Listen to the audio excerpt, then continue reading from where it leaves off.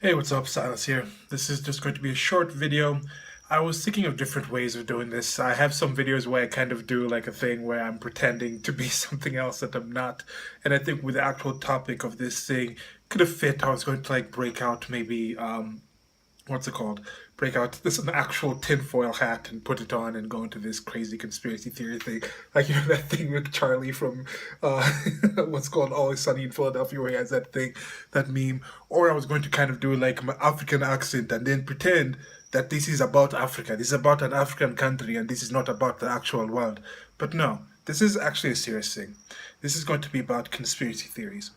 And for some time I've been thinking, what's worse than any conspiracy theory you can possibly think of is that there is no conspiracy theory at all, that this is just the best that the world is. And I had some really tough time I was going through, I think it was back about 5 years ago, when I was thinking about many things in the world, studying things that were happening in the world, and just having certain fears about my personal reality tunnel and where I could fit in certain places, people that were working against me, people that were working with me, just these thoughts about how the world is in general. And right now, there's been a few scares of people coming up saying Donald J. Trump is going to attack, he's going to bomb Syria, and then that's going to start World War III because some Russians will be hit, and then China is going to jump in, and then North Korea is going to fire this, and then this and that. And just thinking of how close people are to actual destruction. And how in the past, I'm wondering, you'll be on Facebook or social media and seeing how people are memeing this thing. People are tweeting this thing. The president of the United States of America is tweeting things out. I'm going to bomb these people. And I'm thinking, wow, if this was before, as Victor Davis Hanson puts it excellently, the Second World Wars, because it wasn't just one massive war that was going on. It was, I think, the German Austrian War, then the German Poland War, then some border wars with France. It was these separate wars that would be fought, someone would win, and then after that, another war would start. Mostly because of this initial war, then somebody's like, hey, I've actually got that person's back. Let me actually jump in, and then that war would start. Or some actual war would happen somewhere, some refugees will go somewhere else, and then you'd chase those people, and then that would be another country. And it was just more wars happening. And I was wondering, how were the people back then? If you had social media, if you had the ability to communicate back then, would people be memeing it? Would people be tweeting about it? Would Hitler be there? Like, I'm not saying Donald Trump is Hitler. I'm not saying any of the, like, but somewhere, like, would Hitler have a Twitter handle where he's tweeting like, yes, I'm going to get these people next? And how would that actually work in that kind of situation? Because we definitely do see some leaders who don't do things and some who do. And this the ability of me being here in Nairobi, Kenya, having this information to see what's happening in the United States of America, and thinking, wow, like if that happened, if they started being in a war, how long would it take for Kenyans to feel that is part of their situation? How long would it feel for Kenyans to feel like, hey, are we part of the West? Are we part of the Western world because we have some ties with colonialism and things like that? We speak English. What side of this whole world wars would we jump in on as a country, as a peoples? And then even if the leaders decided to join in on that, would me like would I all of a sudden feel some Kenyanness and feel, yes, I got to do something? Or because I live in the United States of America, would I have some connection there and say, oh, because my most of my relatives, most of my family, okay, most of my relatives are here in Kenya, but most of the family that I've made, my friends and things like that are there because their country's in danger. I should be trying to convince my relatives' country here in Kenya to join up with that. So I'm just wondering, how would a world war, if it could happen in this world? What would the run up to it be? What would the situation of this thing be? If you're in Syria, because people still have access to internet, people still have this ability there.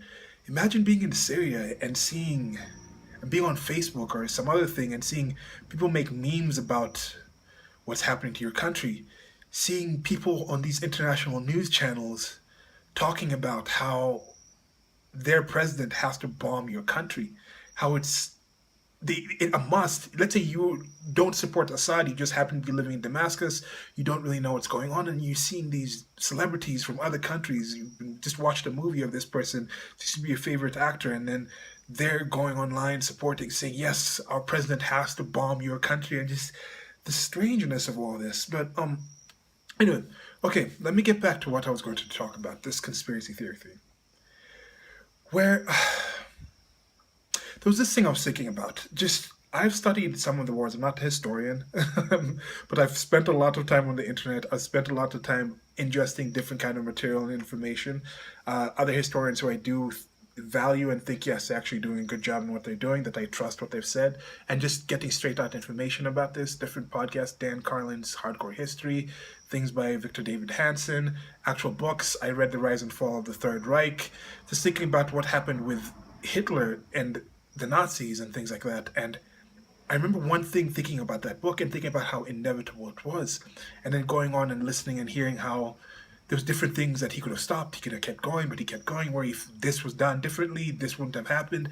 And it's just very odd. But just seeing that the repetition of these things happening, how it seems to be a thing where life and destruction, where humans get to a certain size, certain civilizations get to a certain size, then something happens and they crumble, and then something else comes about. Something comes up again, something crumbles, something else comes about. Something comes up again, something crumbles, something else comes about. I was thinking about this thing where you kind of start off like a baby and you're crawling, where there's two things ahead of the back, and then you get up and you stand, and then you're walking back and forth, and one culture goes in front, the other one goes behind. Then you invent the wheel, and then it's kind of like one culture is in front, but it's on this rotating thing that moves everybody around. And then I was thinking we're going to get to the point where we're kind of like this this hovering type of thing, where it's this thing where everybody's lifted from the ground, nobody's at the lowest position, nobody's really left behind, because this whole thing's moving together, and you kind of just circling around, where sometimes something's ahead, sometimes something is in the back, but you're all at the same height and moving at the same speed. And I don't know, probably do a short animatic to explain that little thing.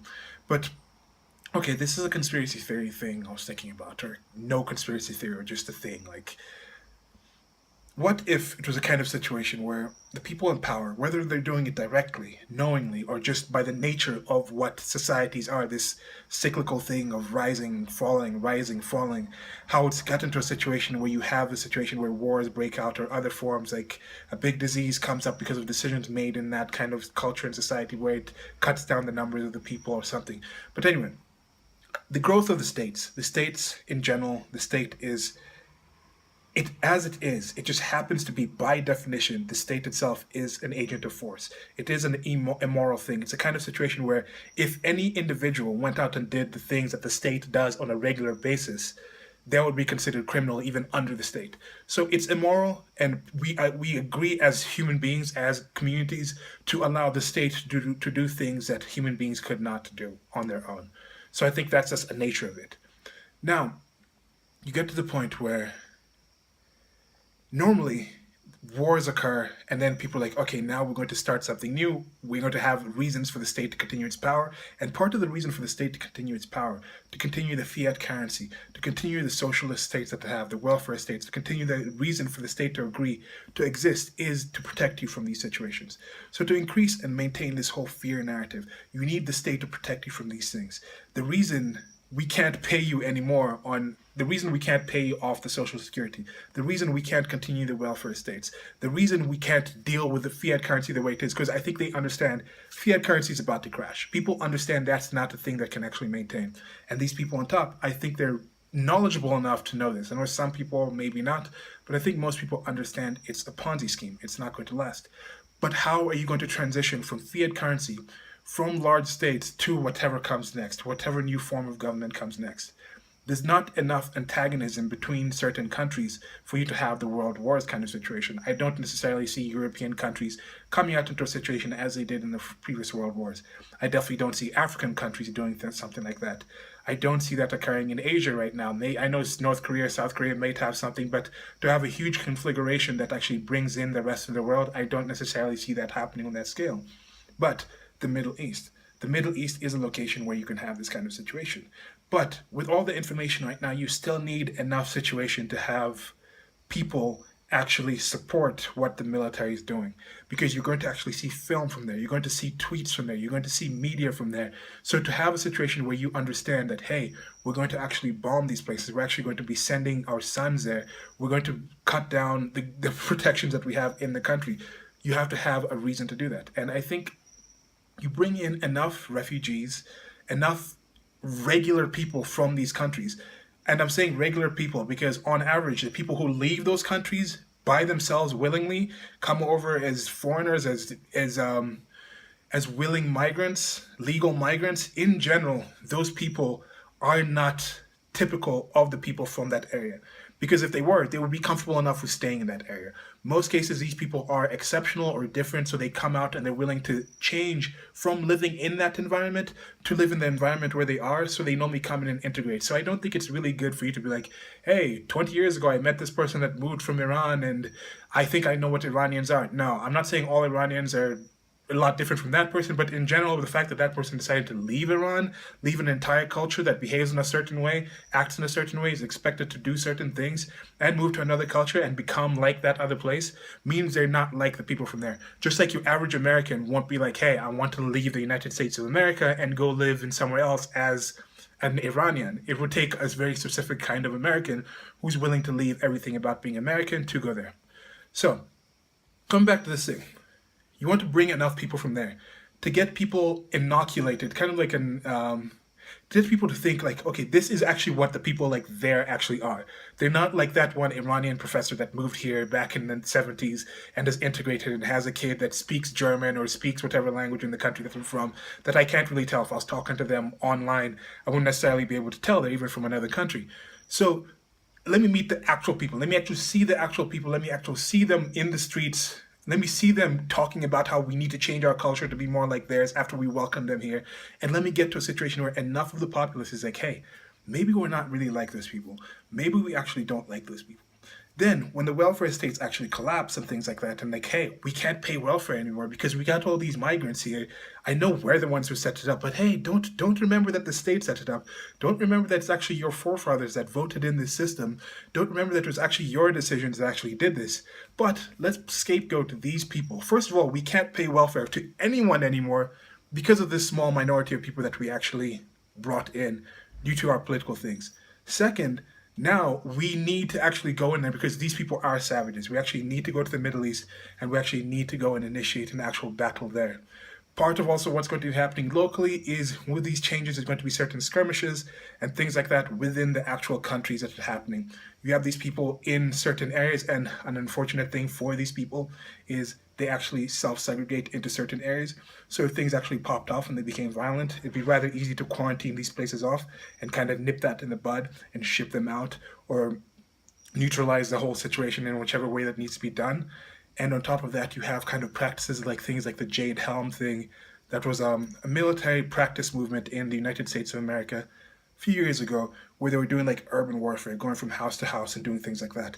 So that doesn't necessarily have to be a thing where it's like, hey, this is actual warfare we're going to be having to quell the people locally in the West and things like that.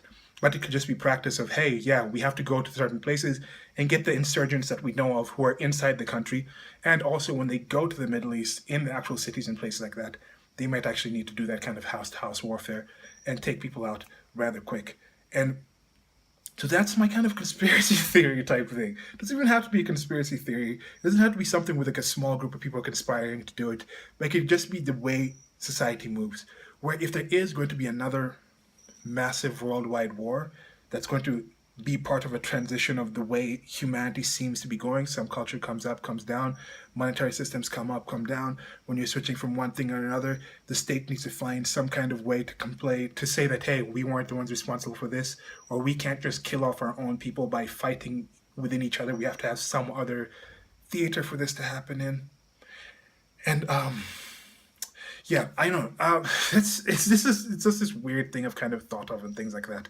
I've been thinking about it for a while, and I think if it was in some comic book, if it was in some video game, if it was in some kind of show, that would be a really interesting backdrop. I think people would buy it. I think people are like, hey, but what do you think is the credible nature of this? And what do you think about that whole saying that I thought of where the worst thing that any conspiracy theory is that there is no conspiracy theory, that this is actually the best the world can be. But at the same point, I think that's also a positive thing. Different things happen for the same reason. That same statement can be looked at in different ways. Where it's like, yes, we're thinking the world is really bad, but also there's no like small group of people who are really machinating these things or making these machinations behind their back. Where it's like, hey, you can actually get up and actually change these things because there aren't some systematic thing in there that's set up against you actually doing positive things in your life and raising awareness or actually offering something better that can be done. So What do you guys think about that? Let me know what you guys think about this possible conspiracy theory of bringing enough people in so you can actually get the situation where your people are angry enough or are predisposed enough for you to go and have a war in the Middle East and do things like that, and also shut down the systems within your country that are supporting, that are part of the cancer in the actual country's fiat currency, welfare states, welfare warfare state to continue. Let me know what you guys think. Like, share, and subscribe.